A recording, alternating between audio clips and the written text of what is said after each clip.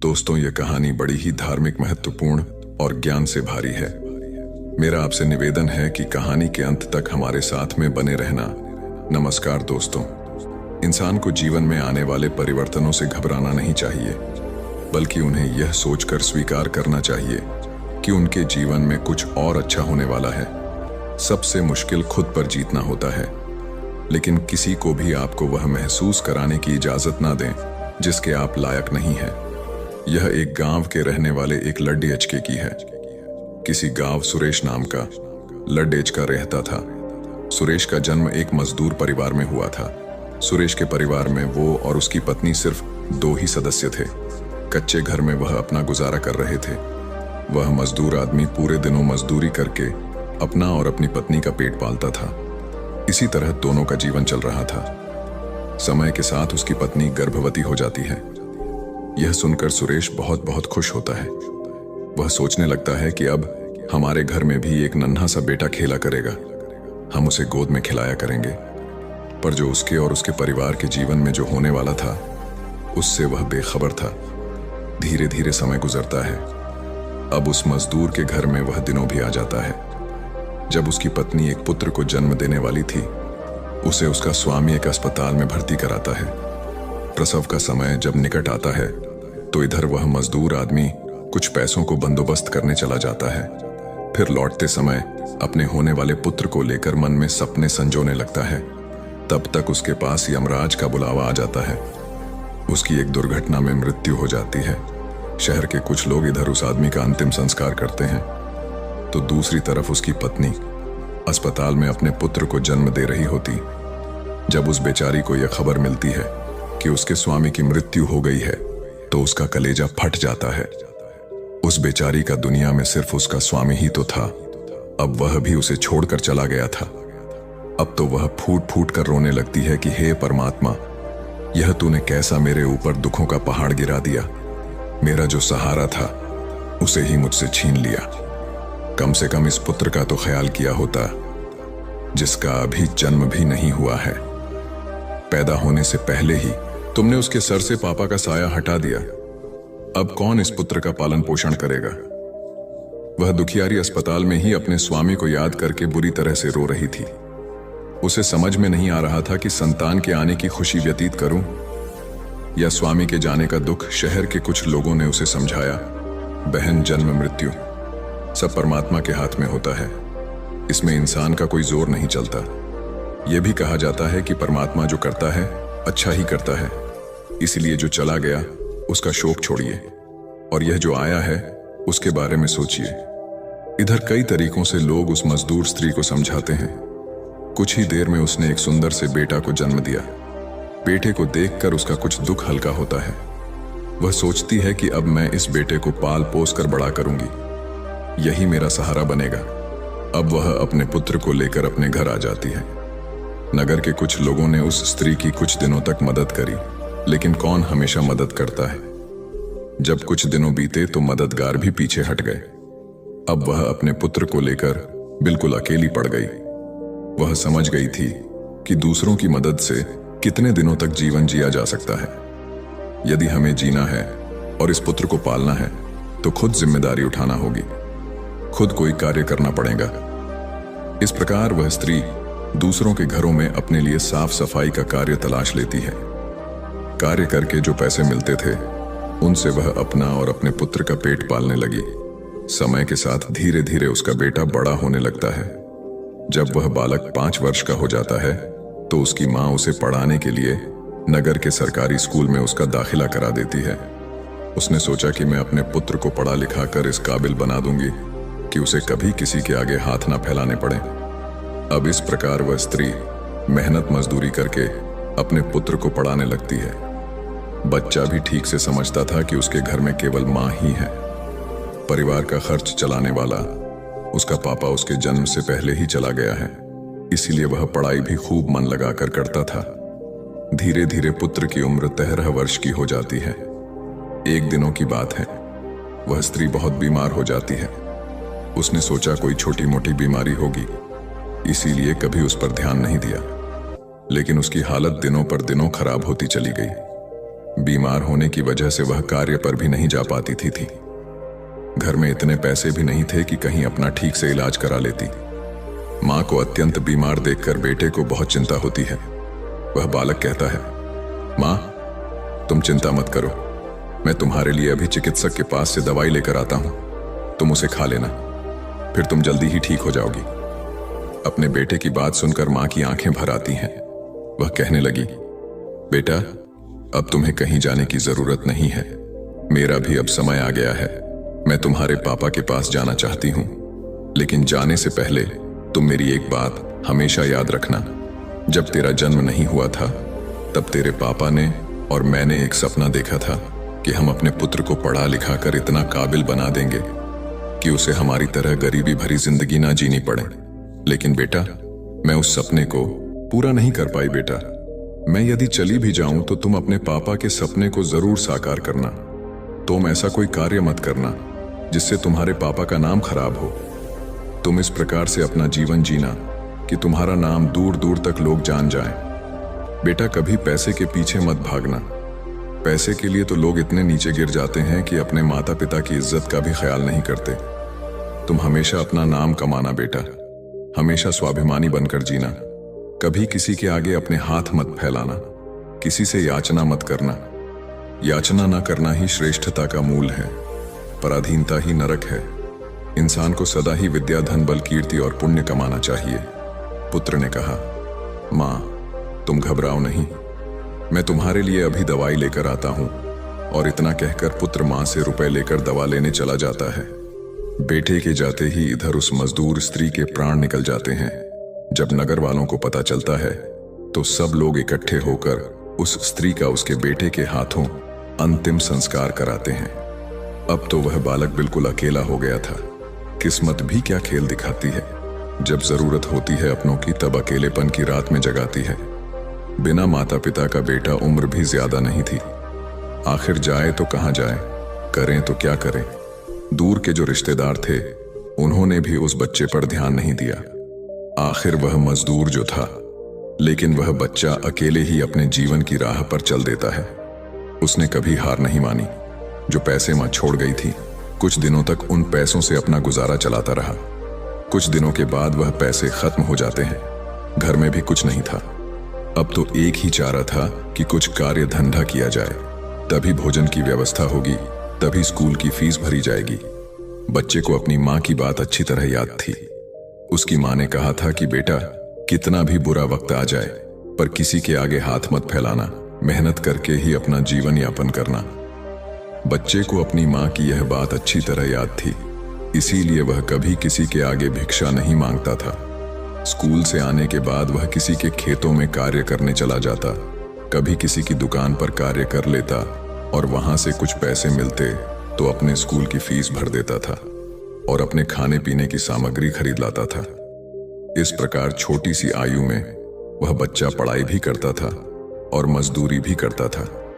धीरे धीरे कुछ साल ऐसे ही निकल जाते हैं। बच्चा अब अपने नगर से निकलकर कस्बे में पढ़ने लगता है।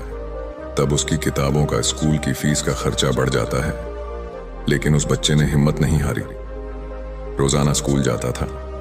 वह जो भी कमाता था उसकी सारी कमाई पढ़ने लिखने में ही लग जाती थी और जो कुछ थोड़ा बहुत बचता था उससे अपना पेट भर लेता था। अगर वह कहीं कोई स्थायी कार्य करता तो उसकी पढ़ाई छूट जाती थी और पढ़ाई करता तो पेट भरने के लिए भी कुछ नहीं था, इसलिए साथ ही साथ वह दोनों कार्य करता था। स्कूल से आकर वह इधर कार्य करने चला जाता था।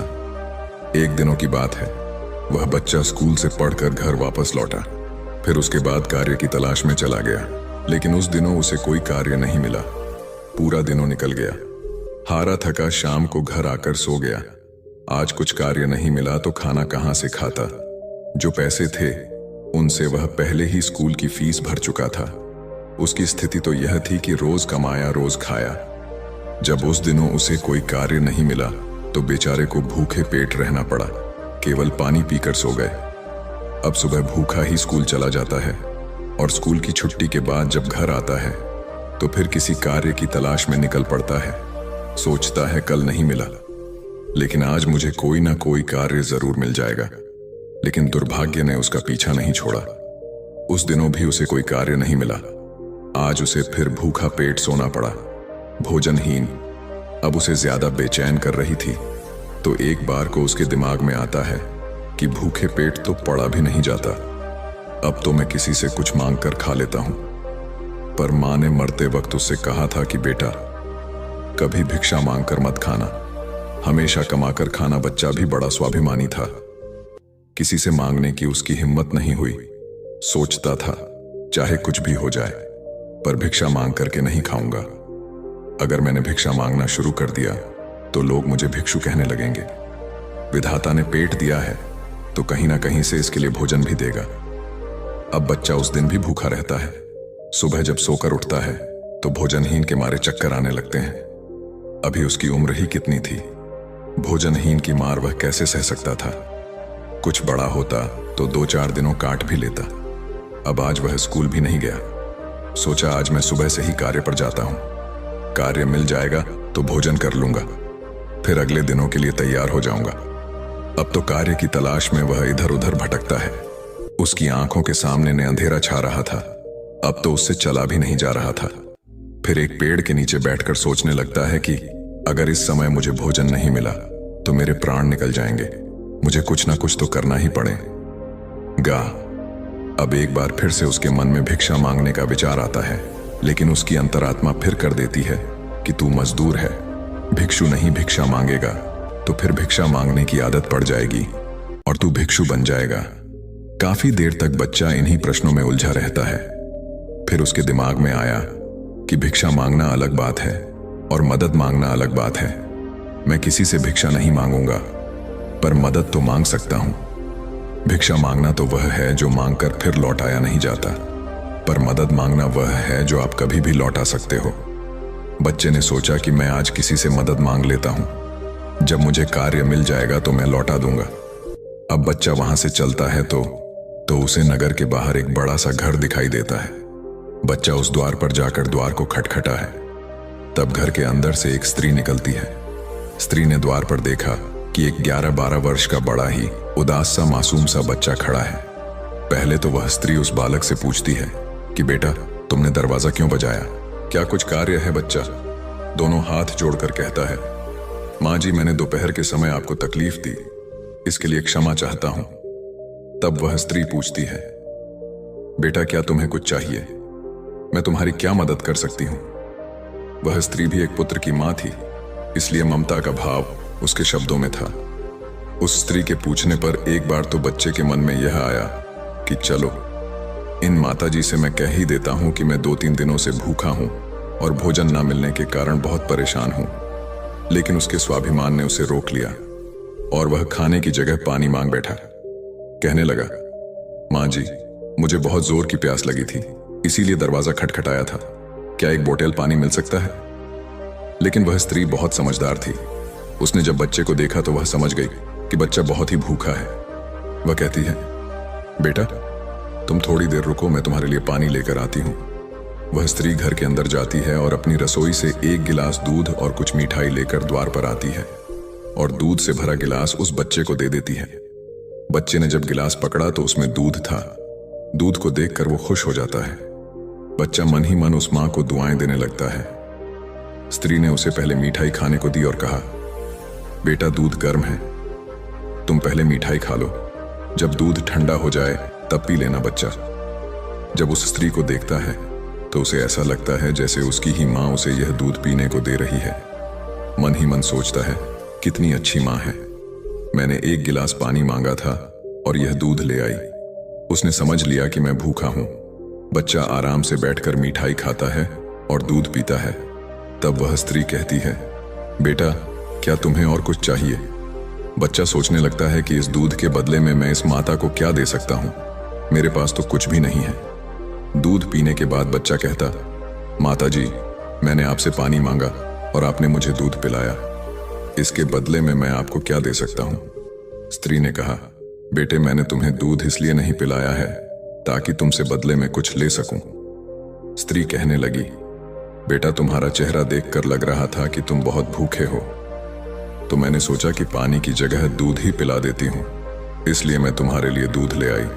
बच्चे ने फिर कहा, नहीं माता जी, आप इसके बदले में मुझसे जरूर कुछ मांगिए। मैं आपको अपनी हैसियत के हिसाब से कुछ जरूर दूंगा। बच्चे की बात सुनकर स्त्री सोचती है, यह बच्चा बड़ा स्वाभिमानी है। वह बच्चा बार बार उससे मांगने की बात करता है, तो वह स्त्री उसका मन रखने के लिए कह देती है कि बेटा, मैंने यह दूध पिलाकर तुम पर कोई एहसान नहीं किया है। फिर भी यदि तुम मुझे कुछ देना चाहते हो तो तुम मुझे एक वचन दो कि जिस प्रकार आज मैंने तुम्हारी मदद की है, इसी प्रकार तुम भी जब कभी मदद करने लायक हो जाओ तो किसी जरूरतमंद की मदद कर देना। जिस दिनों तुम किसी की मदद कर दोगे, उसी दिनों तुम मेरे इस एहसान से मुक्त हो जाओगे। उस स्त्री ने यह बात इसलिए कही थी ताकि वह बच्चा अपने आप को मजबूर ना समझे और खुशी खुशी अपने घर को जा सके। वह बच्चा उस बात को अपने दिमाग में बैठा लेता है।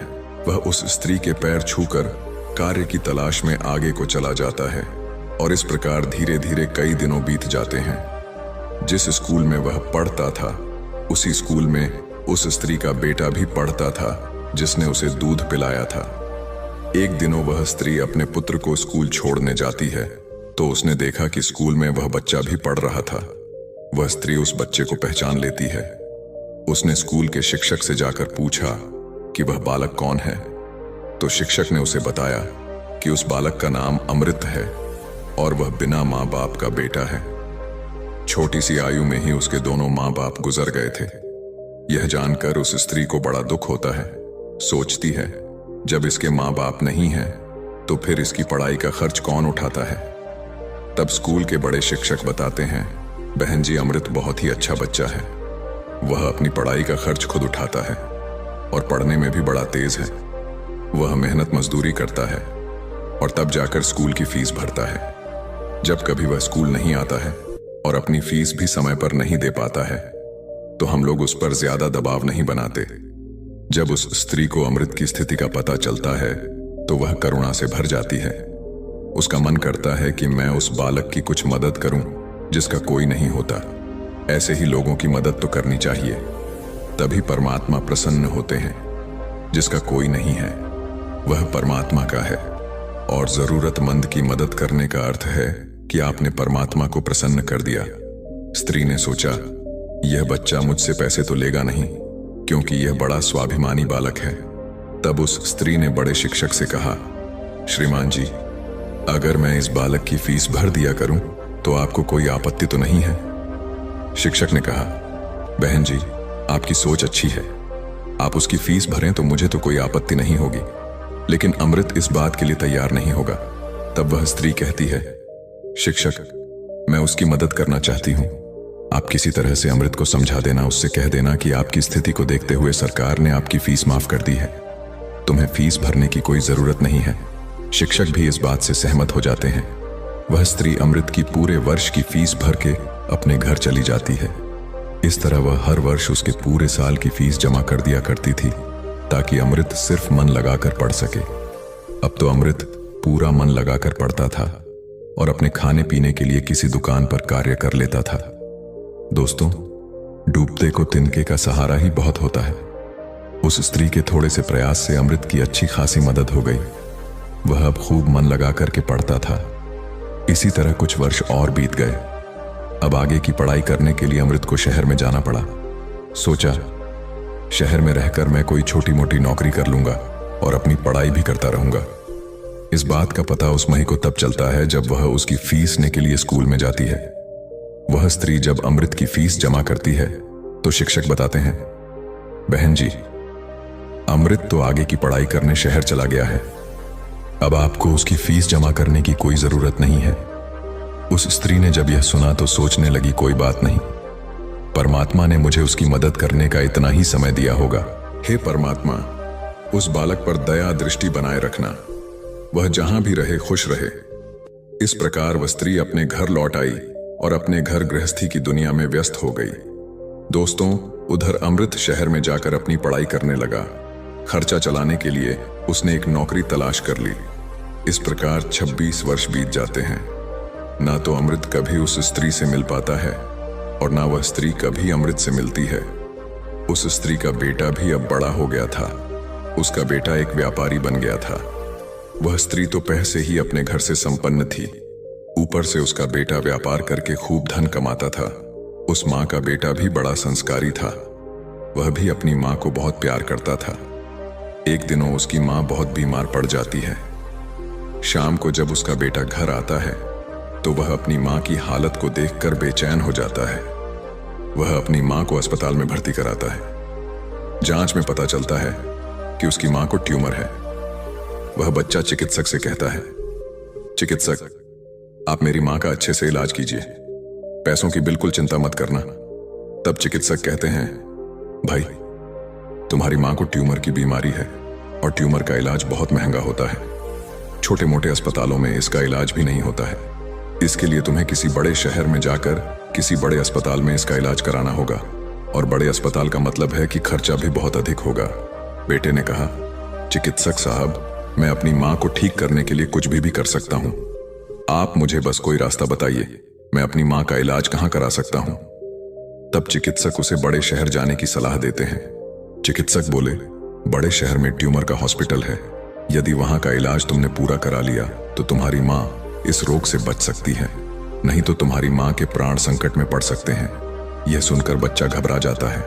वह चिकित्सक साहब से बड़े शहर वाले चिकित्सक साहब का नंबर और पता लेकर अपनी माँ को बड़े शहर ले जाता है। उसकी माँ तो उसे बहुत मना करती रही कि बेटा, तुम मुझे कहाँ ले जाओगे, इतना पैसा कहाँ है, हमारे पास बड़े शहर में अच्छा इलाज कराने के लिए हमारे पास पर्याप्त पैसा नहीं है। यहीं से चिकित्सक साहब से दवा ले लेते हैं, धीरे धीरे मैं सही हो जाऊंगी, तुम परेशान मत हो। तब बच्चा बोला, माँ, इस दुनिया में एक तुम ही तो हो, जिसके होने से मुझे कभी अकेलापन महसूस नहीं होता, कभी मुझे किसी बात की चिंता नहीं होती। इसीलिए कुछ भी हो जाए, मैं तुम्हें इस बीमारी से मरने नहीं दूंगा। धन का क्या है, खत्म हो गया तो फिर कमा लेंगे, लेकिन माँ तो फिर नहीं मिल सकती।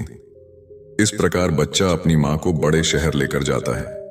जिस चिकित्सक से उसकी माँ का इलाज होना था, वह चिकित्सक साहब उस समय अस्पताल में नहीं थे। वह किसी मरीज को देखने के लिए विदेश गए थे। अस्पताल के कर्मचारी ने बताया कि चिकित्सक साहब कल आएंगे, तब तक आप अपनी माँ को अस्पताल में भर्ती करा दो। बच्चे ने बिना देर किए अपनी माँ को भर्ती करा दिया और चिकित्सक साहब के आने का इंतजार करने लगता है। अगले दिनों जब चिकित्सक साहब आते हैं तो वह बच्चा अपनी माँ की हालत चिकित्सक साहब को बताता है।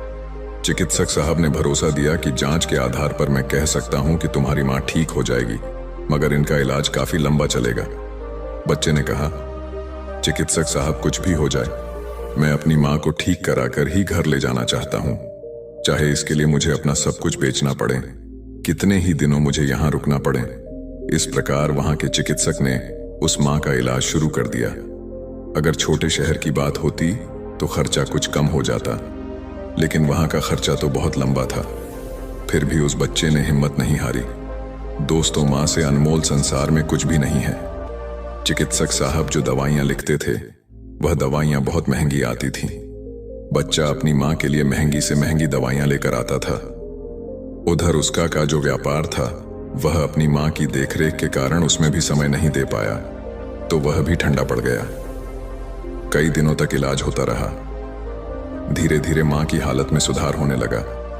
बेटे के पास जो जमा पूंजी थी वह खत्म होने लगी। इधर माँ को जब पता चलता है कि बेटे के पास अब पैसे नहीं रहे तो माँ कहती है, बेटा, तुम इतनी महंगी दवाइयां क्यों ले रहे हो? कहां से चिकित्सक साहब की फीस भरोगे? कहां से दवाइयों का खर्च उठाओगे? तुम्हारा व्यापार भी बंद हो गया है। तब बेटा कहता है, माँ, तुम चिंता मत करो, मैं तुम्हारा इलाज, अपना मकान, दुकान सब कुछ बेच कर आऊंगा। माँ भी बेटे की जिद के आगे बेबस हो जाती है। वह बच्चा अपनी माँ का इलाज निरंतर जारी रखता है और धीरे धीरे 1 महीना बीत जाता है। वहां पर एक बात बड़ी ही विचित्र थी। उस अस्पताल का जो सबसे बड़ा चिकित्सक था, वह जब उस बच्चे की माँ से मिलने आता था तो काफी देर उस माँ के पास बैठकर बातें किया करता था। यह देखकर माँ को भी बड़ा अच्छा लगता था और वह सोचती थी कि अजीब चिकित्सक है। इतना बड़ा चिकित्सक होकर भी जिसके पास बिल्कुल भी फुर्सत नहीं है, वह मुझसे बात करने के लिए इतना समय कैसे निकाल लेता है। दोस्तों, इस प्रकार कई दिनों बीत जाते हैं। एक दिनों वह बच्चा चिकित्सक के पास जाता है और चिकित्सक साहब से पूछता है कि चिकित्सक साहब, अभी मेरी माँ का इलाज कितने दिनों और चलेगा? चिकित्सक साहब उसे सारी बात बताते हैं।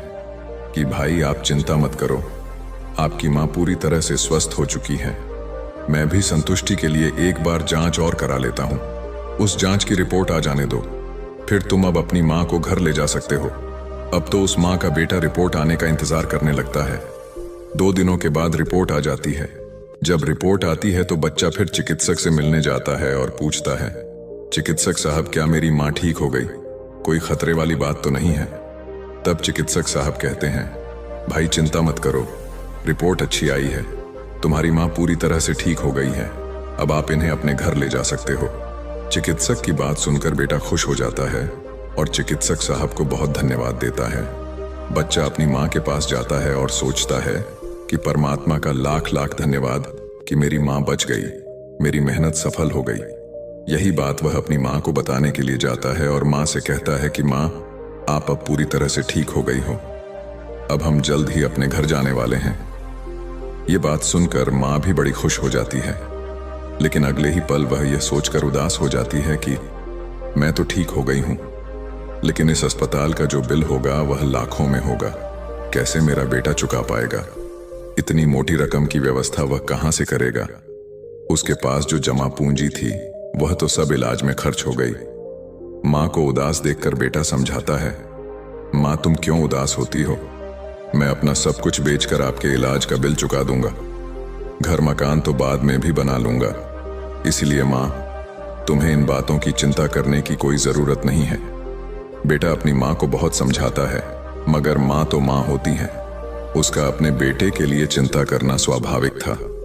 माँ सोचने लगती है कि मेरा बेटा यदि सब कुछ बेच देगा तो फिर वह आगे अपना जीवन कैसे चलाएगा, इसके भविष्य का क्या होगा? वो माँ रात भर यही सोचती रही। चिंता करते करते माँ और बेटा दोनों की रात निकल गई। जब अगला दिन होता है और उसकी माँ की छुट्टी का समय होता है तो अस्पताल का एक कर्मचारी एक लिफाफा लेकर माँ बेटे के पास आता है और उस स्त्री के बेटे से कहता है कि चिकित्सक साहब ने आपके लिए यह बिल का लिफाफा भेजा है, आप इस बिल को ठीक से देख लो और इस बिल को चुका कर आप अपनी माँ को अपने घर ले जाओ। बिल का लिफाफा देकर वह अस्पताल का कर्मचारी तो चला गया। अब वह बच्चा उस बिल के लिफाफे को हाथन में लिए हुए सोचता है कि पता नहीं कितना बिल आया होगा। बेटे को चिंता में देखकर माँ भी परेशान हो जाती। माँ एकदम से बेटे के हाथ से वह बिल का कागज छीन लेती है। माँ उस बिल को खोलकर देखती है। उधर अस्पताल के जो सबसे बड़े चिकित्सक थे वह भी उस समय वहीं पर पहुंच जाते हैं। इधर माँ ने जब उस लिफाफे को खोलकर देखा तो उसमें एक छोटी सी पर्ची रखी हुई थी।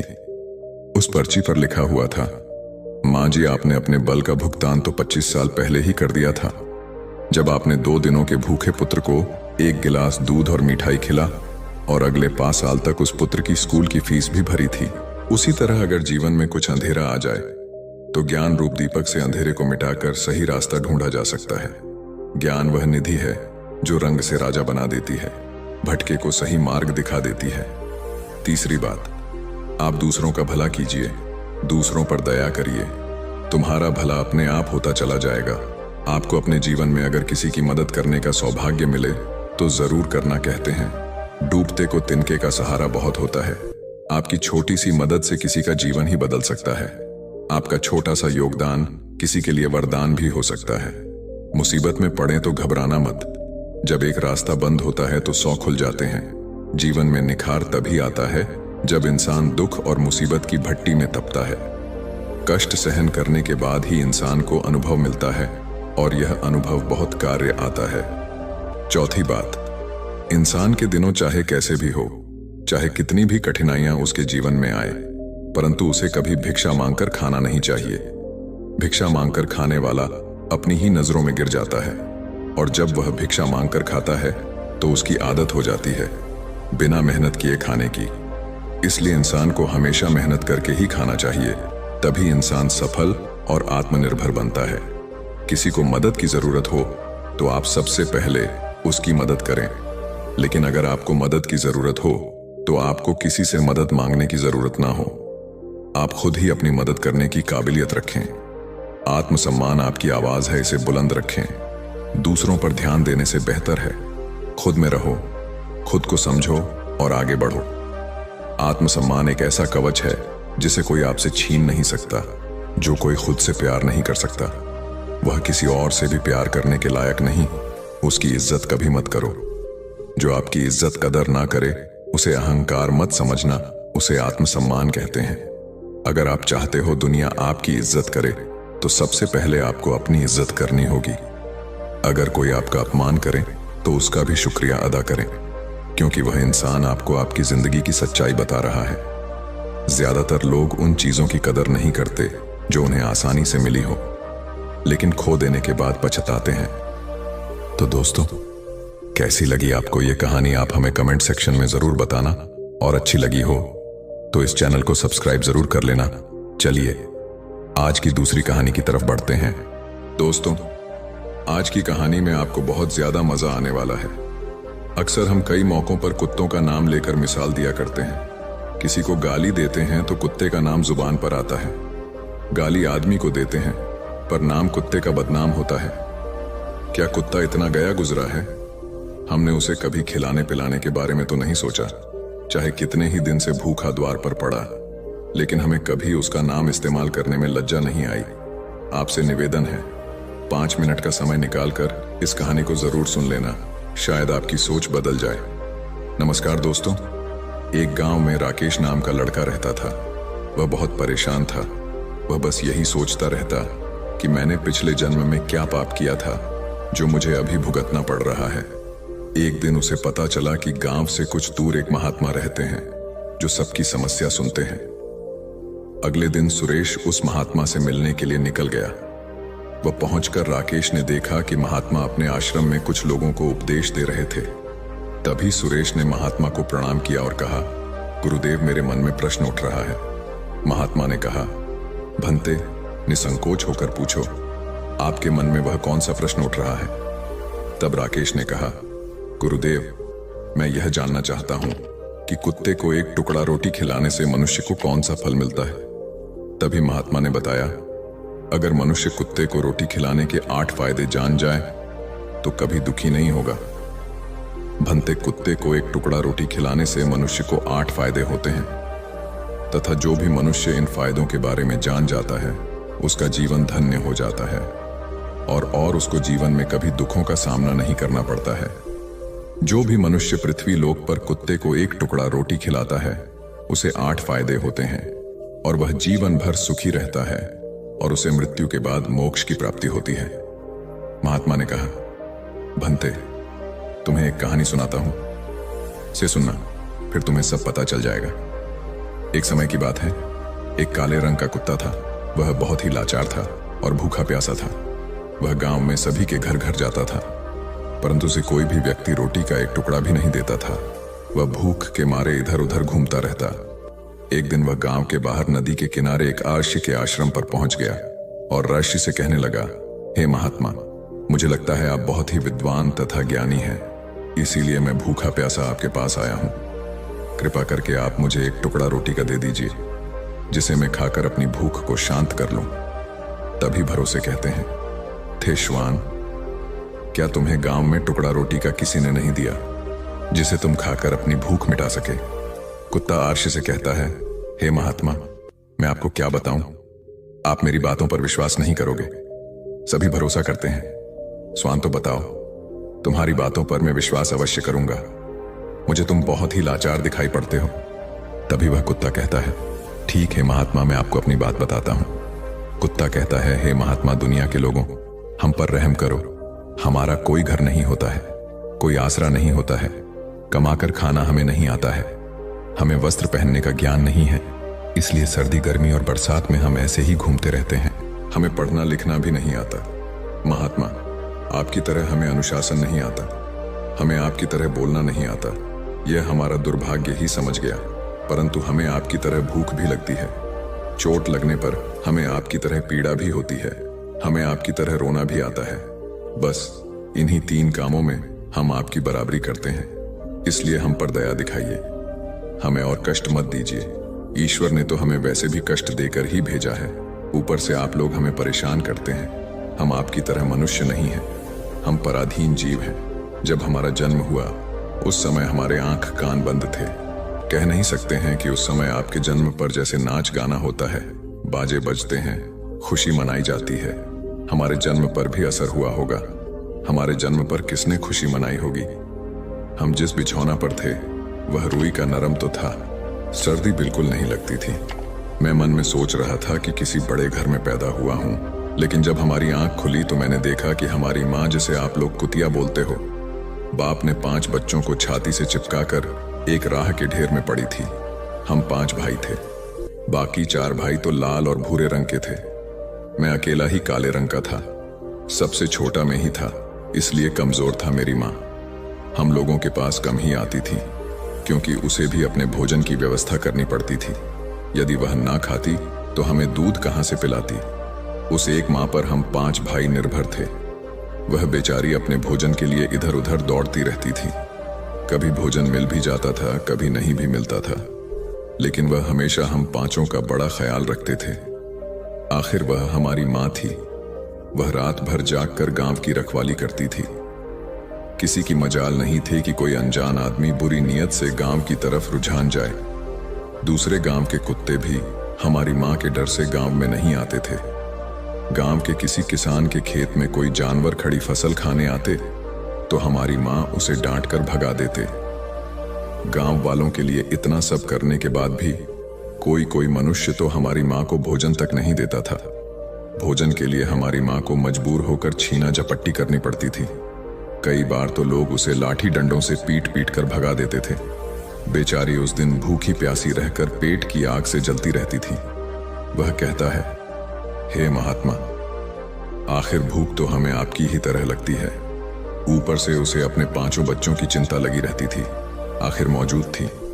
भूख उसे चैन से बैठने नहीं देती थी, और गांव वालों का भी उसे देखकर हृदय नहीं पसीजता था।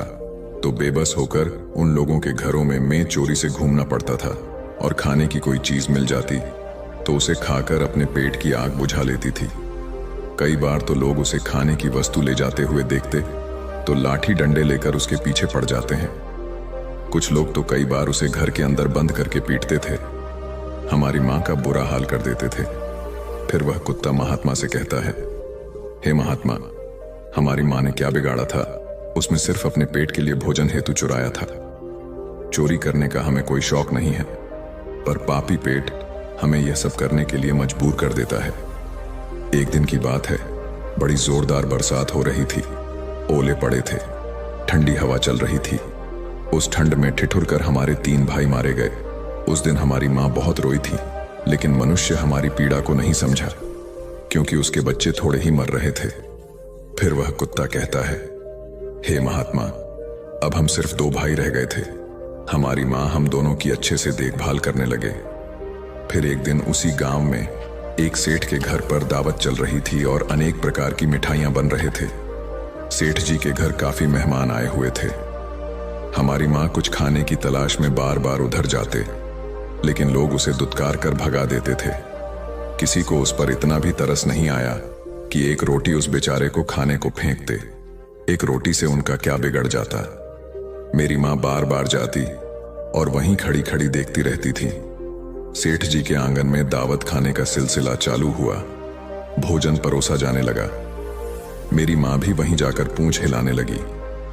खाना परोसने वाला आदमी जब किसी काम से भीतर गया तो मेरी माँ दबे पांव रोटी लेने को चल पड़ी। फिर दूसरे आदमी ने मेरी माँ को जाते हुए देख लिया तो चारों ओर से लोग चिल्ला चिल्ला कर उसकी तरफ भागे। मेरी माँ उनकी चीख सुनकर घबरा गई।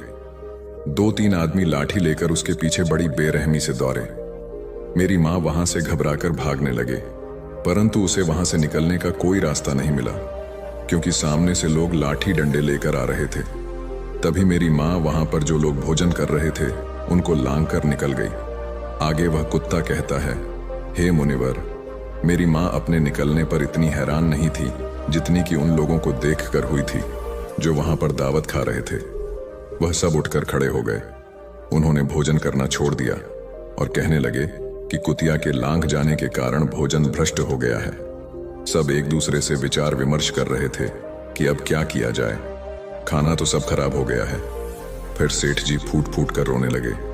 कुछ लोग तो यह भी कह रहे थे कि भाई कुटिया के लांघने से भोजन खराब कैसे हो गया? उसने खाने में या पटलों में थोड़ी डाला है, सिर्फ ऊपर से लांघकर ही तो गई है। और कहने लगे, शहरों में तो लोग कुत्ते को पालकर घर के अंदर सुलाते भी हैं और खिलाते भी हैं, तो इसमें कोई बुरी बात नहीं है। अगर कुतिया लांग कर गई है तो भोजन खराब नहीं हुआ है। लेकिन उनमें से कुछ लोग बड़े घरों से ताल्लुक रखते थे। उन्होंने एक भी नहीं चलने भी कह रहे थे कि भोजन तो भ्रष्ट हो गया है, यह हमारे खाने के लायक नहीं है।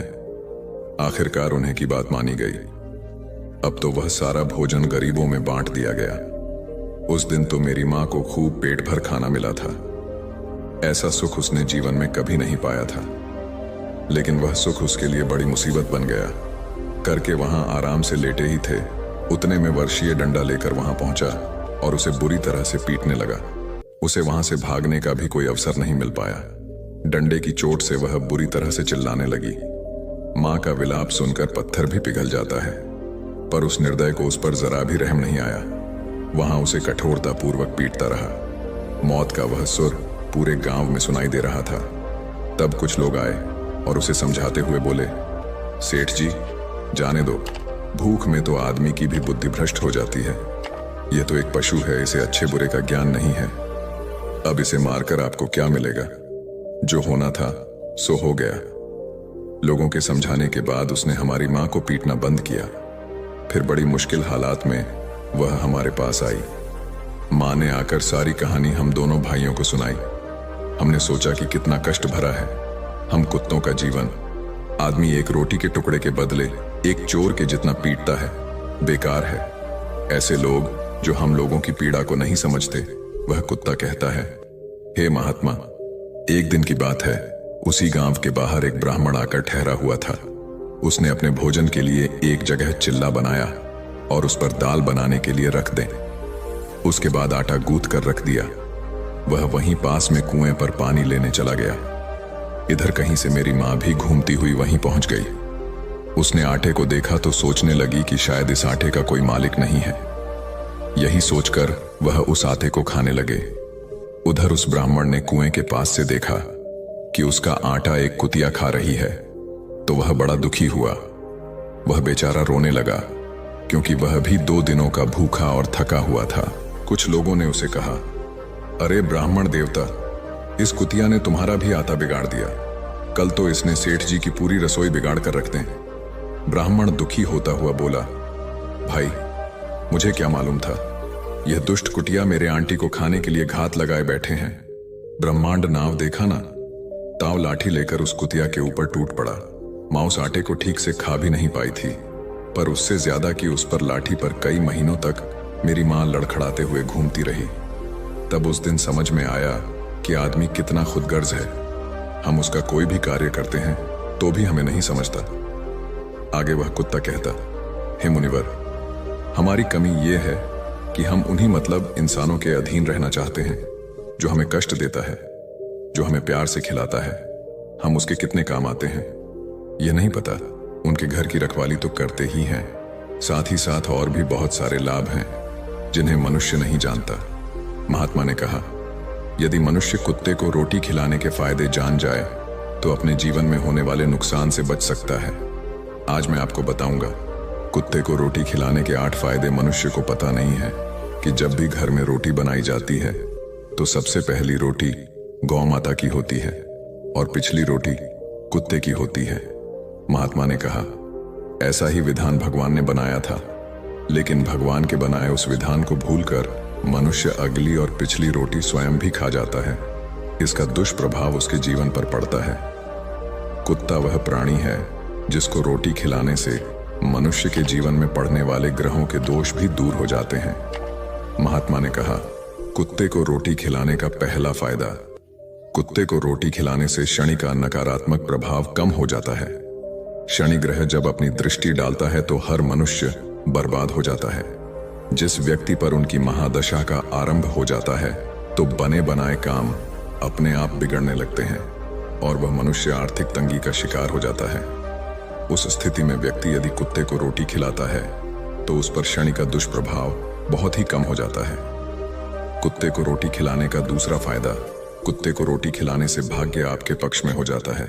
आपके घर के अंदर नकारात्मक शक्ति नष्ट हो जाती है।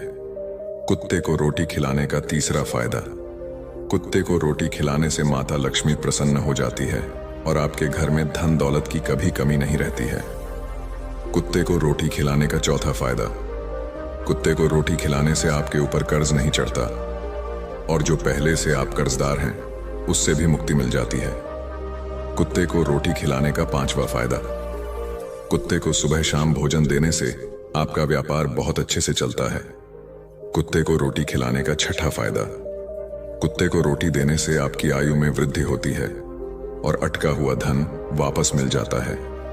कुत्ते को रोटी खिलाने का सातवां फायदा, कुत्ते को रोटी देने से हमेशा आपका स्वास्थ्य अच्छा बना रहता है और मानसिक रूप से आप मजबूत रहते हैं।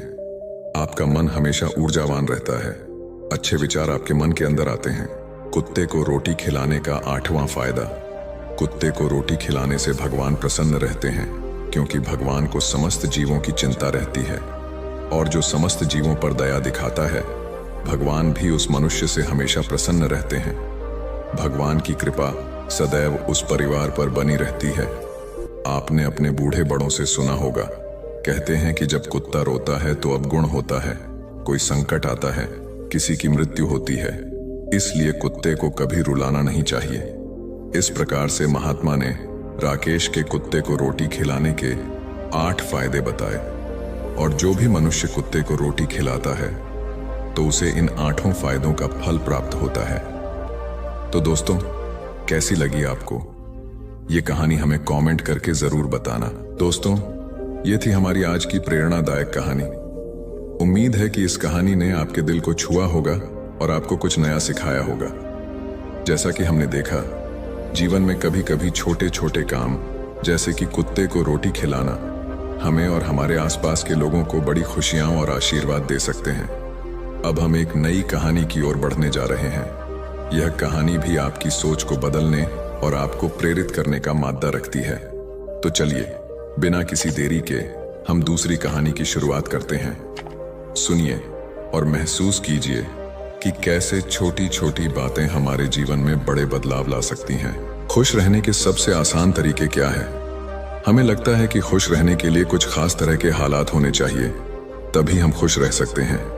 हम आपको 10 सीख बताते हैं जिनकी मदद से आप आनंद पा सकते हैं।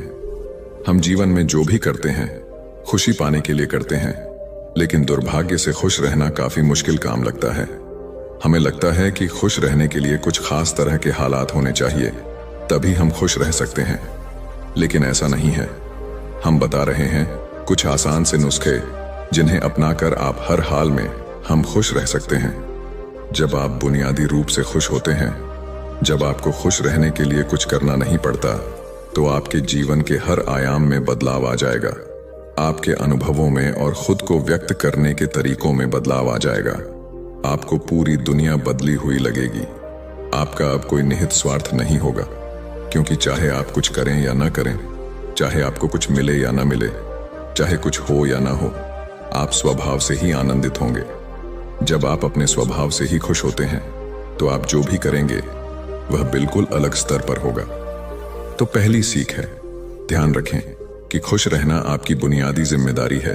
किसी इंसान की पहली और सबसे महत्वपूर्ण जिम्मेदारी एक खुशमिजाज प्राणी होने की है। खुश रहना जीवन का चरम पहलू नहीं है, यह जीवन का बुनियादी पहलू है। अगर आप खुश नहीं हैं तो आप अपने जीवन में क्या कर सकते हैं? एक बार आप खुश हों, तभी दूसरी महान संभावनाएं खुलती हैं। चाहे आप जो भी करें, आप अपने अंदरूनी गुणों को ही विस्तार देते हैं और जगाते हैं।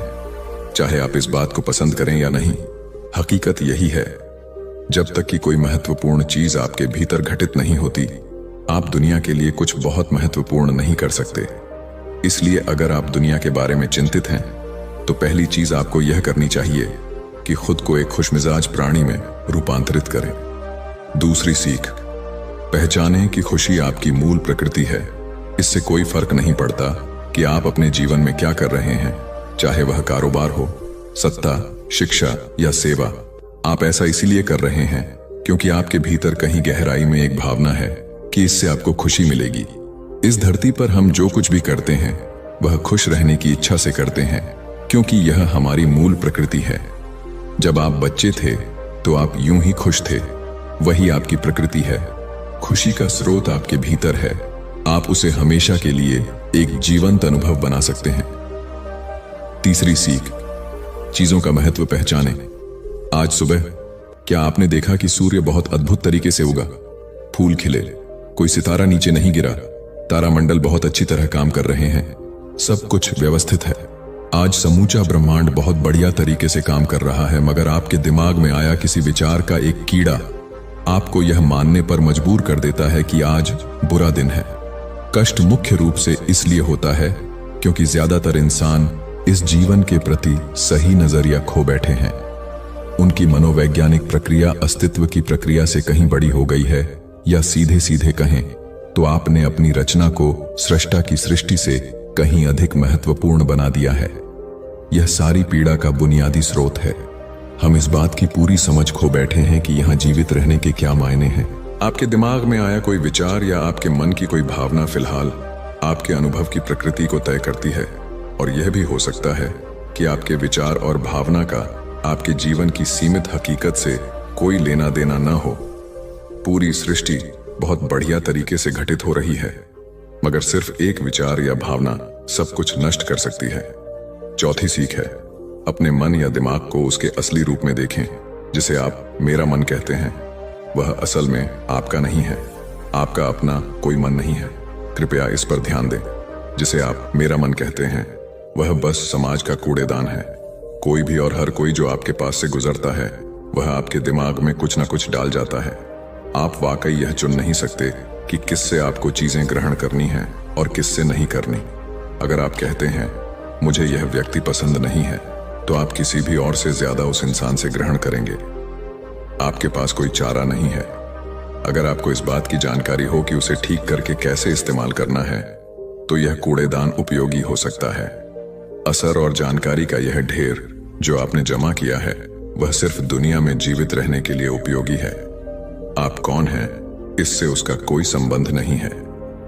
पांचवी सीख, मन से अपने बुनियादी अस्तित्व की ओर बढ़े। जब हम किसी आध्यात्मिक प्रक्रिया की बात करते हैं, तो हम मन से अपने बुनियादी अस्तित्व की ओर जाने की बात करते हैं। जीवन का संबंध इस सृष्टि से है जो यहाँ मौजूद है। उसे पूरी तरह जानना और उसके असली रूप में उसका अनुभव करना, अपने मन मुताबिक उसे विकृत न करना ही जीवन है। अगर आप अस्तित्व की हकीकत की ओर बढ़ना चाहते हैं, तो सरल शब्दों में आपको बस इस बात का ध्यान रखना होगा कि जो आप सोचते हैं वह महत्वपूर्ण नहीं है, जो आप महसूस करते हैं वह महत्वपूर्ण नहीं है। आप जो सोचते हैं उसका हकीकत से कोई लेना देना नहीं है, उसका जीवन के लिए कोई बड़ा महत्व नहीं है। मन बस उन फालतू चीजों में उलझा रहता है जो आपने कहीं और से इकट्ठा किया है। अगर आपको वह महत्वपूर्ण लगता है, तो आप कभी उसके परे नहीं देख पाएंगे। आपका ध्यान स्वाभाविक रूप से उस दिशा में जाता है जिसे आप महत्वपूर्ण मानते हैं। अगर आपके विचार और आपकी भावनाएं आपके लिए अहम हैं, तो स्वाभाविक रूप से आपका सारा ध्यान वहीं होगा। मगर यह सिर्फ एक मनोवैज्ञानिक हकीकत है। इसका अस्तित्व में मौजूद चीजों से कोई लेना देना नहीं है। कष्ट हम पर बरसाया नहीं जाता, उसे पैदा किया जाता है, और उसे बनाने वाला कारखाना आपके मन में है। अब इस कारखाने को बंद करने का समय है। छठी सीख, सब कुछ पाने की कोशिश न करें, अभिव्यक्त करना शुरू करें। आज हम इतने जोर शोर से खुशी की तलाश कर रहे हैं कि धरती का जीवन ही खतरे में पड़ गया है। खुशी की तलाश में न रहें, दुनिया में अपनी खुशी को अभिव्यक्त करना जानें। अगर आप मुड़कर अपने जीवन को देखें, तो आपके जीवन के सबसे खूबसूरत पल वे थे जब आप अपनी खुशी को अभिव्यक्त कर रहे थे, न कि जब आप उसकी तलाश कर रहे थे। जो आप बचाते हैं वह कभी आपका गुण नहीं होगा। जो आप फैलाते हैं, जो आप बिखेरते हैं, वह आपका गुण होगा। अगर आप अपनी खुशी को बचा बचा कर रखेंगे, तो जीवन के अंत में कोई ऐसा नहीं कहेगा उसने अपने अंदर खुशी का एक एक अंश बचा कर रखा, वह बहुत खुशी के साथ मरा। वे कहेंगे यह भयानक प्राणी अपनी जिंदगी में कभी मुस्कुराया तक नहीं। लेकिन अगर आप हर दिन अपनी खुशी और प्यार को फैलाएंगे, तो लोग कहेंगे अरे वह एक खुश मिजाज और प्यार करने वाला इंसान था। सातवीं सीख, पर सुख और दुख में मुस्कुराइए। सुबह जब आप उठते हैं, तो पहली चीज आपको यह करनी चाहिए कि आप मुस्कुराएं। किस पर? किसी पर नहीं, क्योंकि आप जगे यह कोई छोटी बात नहीं है। लाखों लोग जो कल रात सोए थे आज नहीं उठे, मगर आप और मैं उठे। क्या यह बहुत बढ़िया बात नहीं है कि आप जगे? इसलिए अपने जगने पर मुस्कुराइए। इसके बाद आसपास देखिए और अगर कोई है तो उन्हें देखकर मुस्कुराइए। बहुत सारे लोगों के साथ ऐसा हुआ कि उनका कोई प्रियजन आज सुबह नहीं जगा। आपको जो भी लोग प्यारे हैं वे जगे। वाह, ये तो बहुत अच्छा दिन है ना? फिर बाहर जाइए और पेड़ों को देखिए, वे भी पिछली रात को नष्ट नहीं हुए। बहुत से लोगों को यह अजीब लग सकता है, मगर आपको इसका महत्व तब पता चलेगा जब आपका कोई प्रियजन सुबह नहीं उठेगा। इसका महत्व जानने के लिए तब तक का इंतजार न करें। यह कोई अजीब या हंसने वाली बात नहीं है। यह सबसे कीमती चीज है कि आप जीवित हैं और जो भी आपके लिए मायने रखता है वह जीवित है। इस दुर्भाग्यपूर्ण रात जब इतने सारे लोग नहीं उठे और कितने सारे लोगों के प्रियजन नहीं उठे, तब आप और आपके प्रियजन उठ पाए। क्या यह शानदार चीज नहीं है? इसका महत्व समझें और कम से कम मुस्कुराएं। कुछ लोगों को प्यार से देखना सीखें। 8वीं सीख, खुद को याद दिलाएं। बहुत से लोगों को यह सब भूलने में बस घंटा भर लगता है और जल्दी ही उनका रेंगने वाला दिमाग किसी को काटने के लिए आतुर हो जाता है। इसलिए हर घंटे खुद को एक खुराक दें, जीवन की अहमियत याद दिलाएं। अगर आप बहुत ही संवेदनहीन हैं तो हर आधे घंटे में खुद को याद दिलाएं। अगर आप भीषण रूप से संवेदनहीन हैं तो खुद को हर 5 मिनट पर याद दिलाएं। अपने आप को याद दिलाने में बस 10 सेकंड लगते हैं। आप इसे बस 2 सेकंड में भी कर सकते हैं। मैं जीवित हूं, तुम जीवित हो, और क्या चाहिए? 9वीं सीख, जो आपके अंदर है उसे बदलें वर्तमान में। आपके जीवन की गुणवत्ता उन कपड़ों से तय नहीं होती जो आप पहनते हैं। वह आपकी शैक्षिक योग्यताओं, आपकी परिवार की स्थिति या आपके बैंक बैलेंस से तय नहीं होती। आपके जीवन की गुणवत्ता इस पर निर्भर करती है कि आप अपने भीतर कितने शांत और खुश हैं। निश्चित रूप से जिसे भोजन नहीं मिलता और जिसके पास जीवित रहने के लिए जरूरी बुनियादी चीजों की कमी है, वह शारीरिक रूप से बहुत कष्ट में होगा।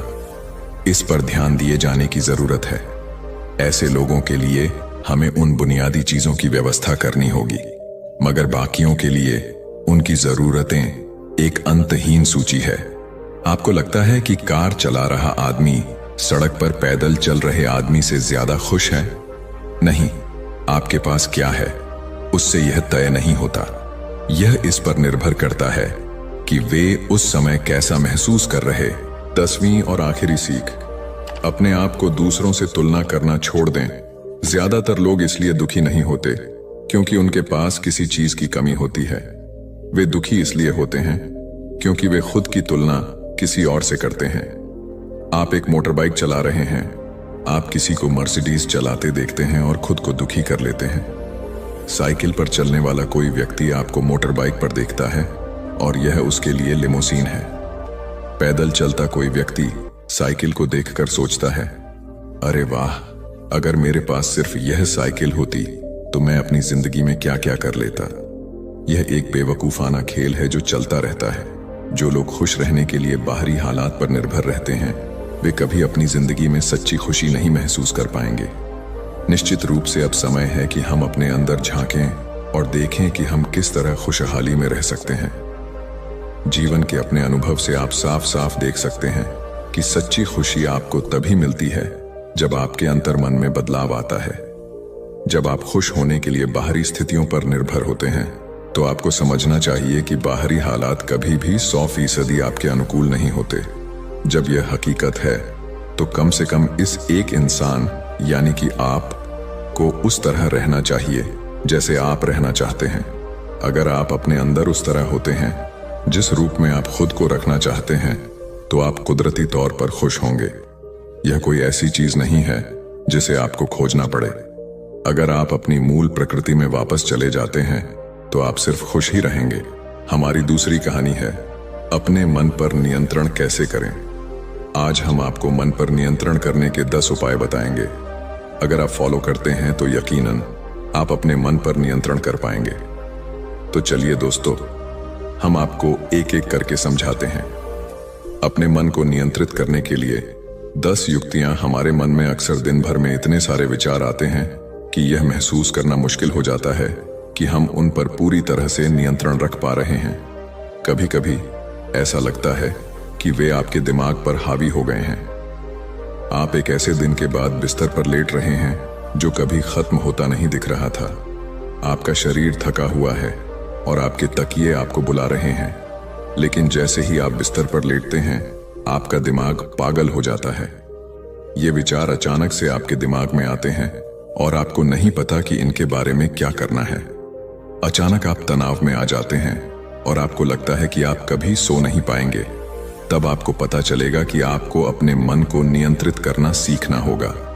आप सीख सकते हैं कि उन अवांछित नकारात्मक विचारों को अधिक सकारात्मक सोच के लिए कैसे बदला जाए। यह आपकी उंगलियों के इशारे से नहीं होगा, लेकिन निरंतर प्रयास से आप अपने विचारों को अधिक उत्पादक, सकारात्मक चीजों पर केंद्रित करने में सक्षम होंगे। आइए जानें कि अपने विचारों को नियंत्रित करना क्यों महत्वपूर्ण है और हमारे विचार हमारे शरीर के बाकी हिस्सों से किस प्रकार जुड़े हुए हैं। अवांछित विचार क्या हैं? हम जानते हैं कि सकारात्मक सोच और आशावाद वास्तव में हमारे स्वास्थ्य और शारीरिक कल्याण में सुधार कर सकते हैं, लेकिन अवांछित विचार हमें नकारात्मक भावनाओं से भर सकते हैं और हमें पराजित महसूस करा सकते हैं। वे हमें अतीत में उलझाकर या भविष्य के बारे में चिंतित महसूस कराकर वर्तमान क्षण से दूर ले जाते हैं। अवांछित विचारों के साथ हम नकारात्मक आत्मचर्चा से जूझ सकते हैं, क्योंकि हम कम आत्मविश्वास महसूस करते हैं, अधिक आत्मसंदेह करते हैं और हमारा आत्मसम्मान कम होता है। कभी कभी ये नकारात्मक विचार स्वतः स्फूर्त लग सकते हैं। शायद किसी बात ने आपको किसी ऐसे दोस्त की याद दिला दी हो जिसे आपने खो दिया हो या कोई अवसर चूक गया हो। उस समय आपके अवांछित विचार आपके काम को नुकसान पहुंचा सकते हैं या आपको कुछ नया करने से रोक सकते हैं। और अगर आप अपने मानसिक स्वास्थ्य से जूझ रहे हैं तो यह और भी बुरा हो सकता है। शोध से पता चला है कि अवसाद अधिक नकारात्मक विचार पैदा करता है, जिससे आपके अपने मन को नियंत्रित करना कठिन हो जाता है। अगर हम अपने विचारों पर नियंत्रण पाने के लिए प्रयास नहीं करते हैं तो हमारे अवांछित विचार हमारे समग्र स्वास्थ्य पर नकारात्मक प्रभाव डाल सकते हैं। अगर आपको लगता है कि अवांछित विचारों से जूझने वाले आप अकेले नहीं हैं, तो आप अकेले नहीं हैं। बेटर अप में हमारे कोच स्वस्थ स्वास्थ्य के निर्माण की दिशा में काम करते समय सहायता और मार्गदर्शन प्रदान करते हैं। अवांछित विचारों से दूर अपने मन पर नियंत्रण पाना सीखना आसान नहीं है। इसके लिए कड़ी मेहनत और भरपूर ध्यान की आवश्यकता होती है। कुछ दिनों में आपके अवांछित विचार आप पर भारी पड़ सकते हैं, लेकिन महत्वपूर्ण बात यह है कि आप इस विचार से बचें। क्या आप अपने मन को नियंत्रित कर सकते हैं? क्योंकि आप निश्चित रूप से कर सकते हैं। माइंडफुलनेस, मेडिटेशन और श्वास व्यायाम का अभ्यास करें। अपने आत्म संवाद में अपमान के स्थान पर सकारात्मक कथनों को शामिल करें। अपने दिमाग को शांत करने के लिए दिन में कुछ समय रुकें।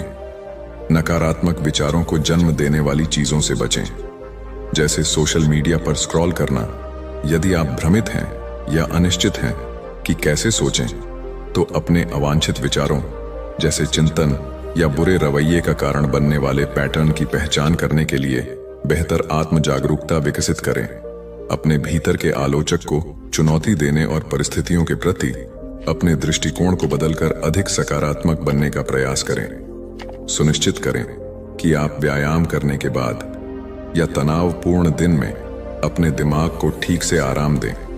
अपने विचारों को डायरी में लिखें और उन्हें बाहर निकालें तथा अपनी भावनाओं को व्यक्त करें।